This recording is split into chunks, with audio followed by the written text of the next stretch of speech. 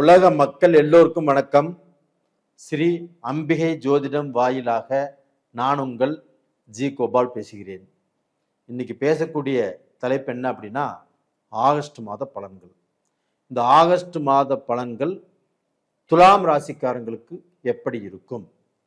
அதற்கு முன்னாண்ட துலாம் ராசிக்கு இந்த மாத கிரக அடைவுகள் எப்படி இருக்குன்னு பார்த்துடலாம்.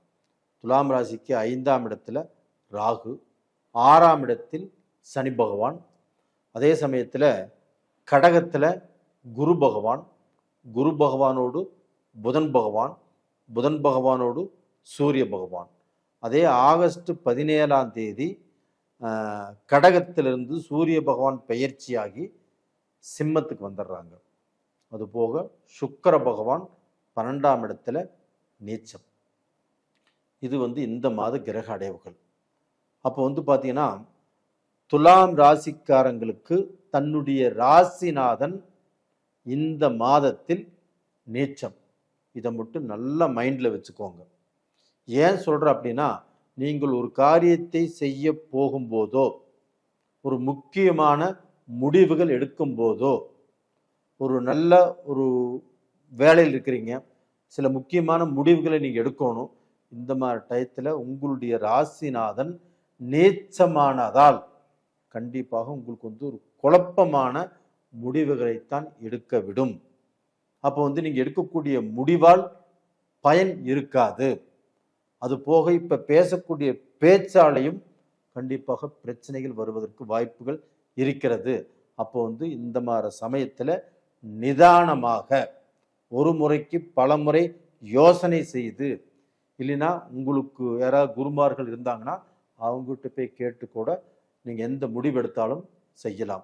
இல்லை பார்த்தீங்கன்னா உங்கள் லைஃப் பார்ட்னர் அவங்கள ஒரு முடிவு எடுக்க சொல்லி, இல்லை நீங்கள் எடுக்கக்கூடிய முடிவு கரெக்டானு அவங்ககிட்ட கேட்டு கண்டிப்பாக முடிவு எடுத்துக்கொள்வது நல்ல விஷயம். இது போக உங்களுக்கு சனி பகவான் 6ஆம் இடத்துல இருக்கிறாங்க. அப்போ அந்த 6ஆம் இடத்தில் இருக்கக்கூடிய சனி பகவான் துலாம் ராசிக்காரங்களுக்கு இன்னைக்கு மற்ற எந்த கிரகங்கள் உங்களுக்கு வீக்காக இருந்தாலும் சனி பகவான் உங்களுக்கு 6ஆம் இடத்தில் இருப்பது யோகம். ஏன்னா சனி பகவான் உங்களுடைய ராசியிலேயே உச்சம் பெற்ற கிரகம். அப்போ அந்த 6ஆம் இடத்துல அந்த சனி பகவான் இருப்பது உங்களுக்கு யோகம். அது மட்டும் இல்லை, அந்த 6ஆம் இடத்தில் இருக்கக்கூடிய சனி பகவானை குரு பகவான் 9ஆம் பார்வையாக அந்த சனி பகவானை பார்க்கிறார். இது துலாம் ராசிக்காரங்களுக்கு ஒரு அற்புதமான யோகம். அதுவுமே பார்த்தீங்கன்னா இந்த ஆகஸ்ட் மாதத்தில் துலாம் ராசிக்காரர்கள் தொழில் எப்படி இருக்கும் அப்படின்னா, தொழிலில் ஏதாவது புதுசாக நீங்கள் சாதிக்கலாம். இல்லைன்னா பார்த்தீங்கன்னா தொழிலை பார்த்தீங்கன்னா ஒரு பிரான்ச்சை நீங்கள் ஓப்பன் பண்ணலாம். ஒரு பிரான்ச் இன்னொரு பிரான்ச் ஓப்பன் பண்ணலாம்.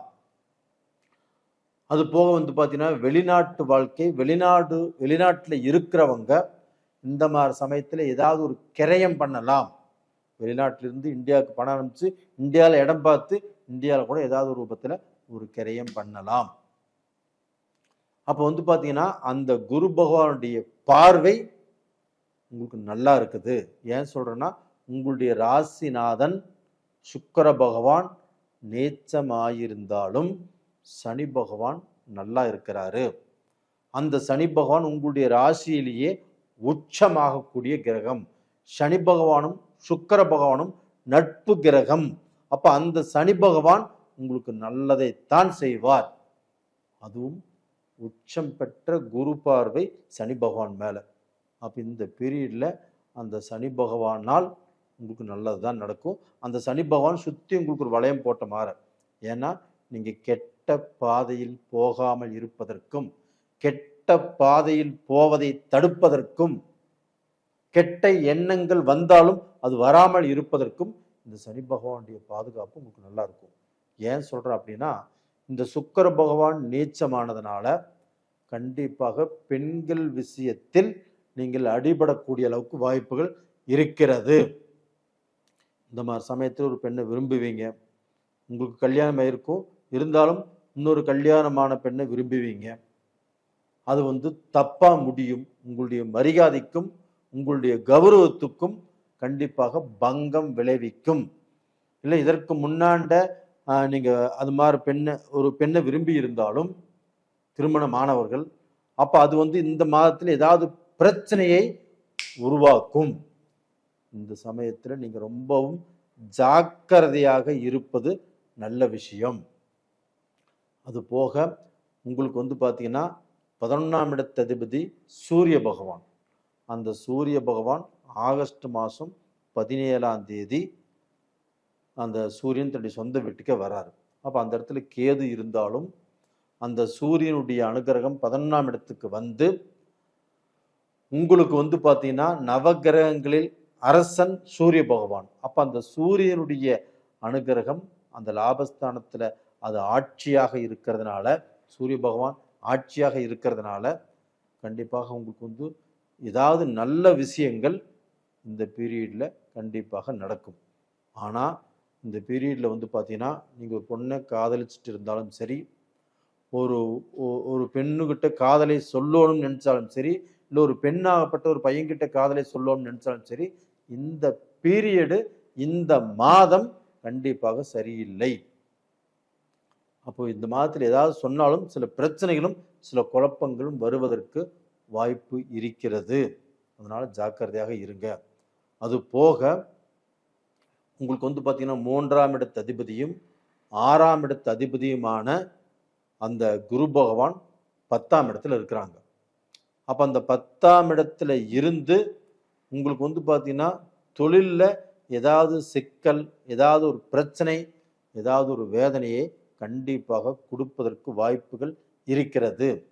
அப்போ இந்த மாதிரி சமயத்தில் வேலை செய்கிறவங்கனால பிரச்சனை வரும், இல்லை வேலைக்கு ஆட்கள் வரமாட்டாங்க.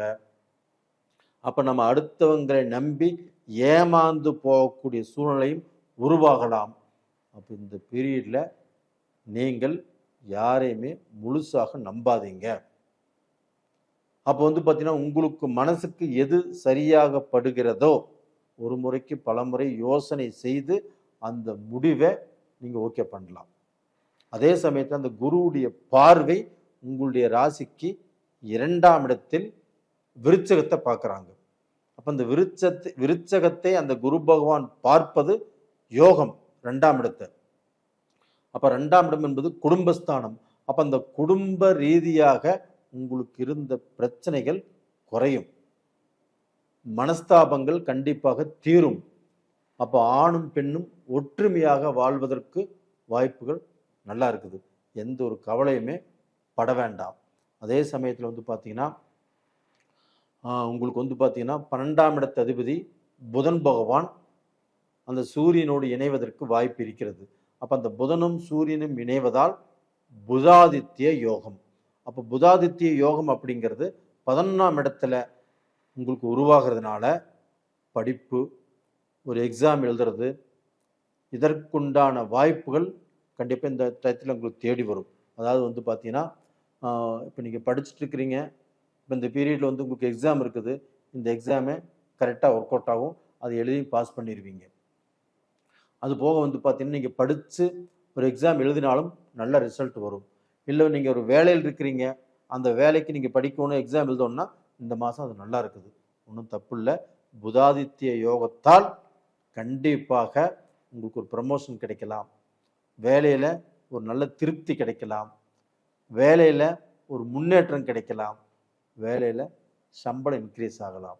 அதுபோக துலாம் ராசியில் பிறந்தவங்க தன்னுடைய அண்ணன் தம்பி, அக்கா தங்கச்சி, தன்னுடைய குடும்பம், இவங்க மேலே பார்த்தீங்கன்னா அதிகமான பற்று பாசம் வச்சு எல்லாமே செய்யலாம்.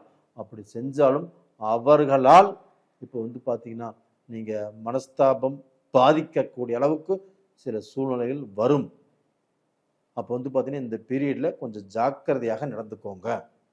இந்த ப்ரிடிக்ஷன் உங்களுக்கு கண்டிப்பாக பிடிச்சிருக்குன்னு நினைக்கிறேன். அது போக உங்களுடைய ஜென்ம ஜாதகத்திலையுமே உங்களுடைய அந்த ஜாதகத்தில் இருக்கக்கூடிய சுக்கிர பகவான் எப்படி இருக்கிறாங்கன்னு பாருங்கள். அந்த சுக்கிர பகவான் நல்லா இருந்துட்டா இந்த கோல்சார பலன் உங்களை எதுவுமே செய்யாது. தைரியமாக இருங்க. நேயர்களே, உங்களிடமிருந்து விடைபெறுவது உங்களின் ஜி கோபால். நன்றி, வணக்கம்.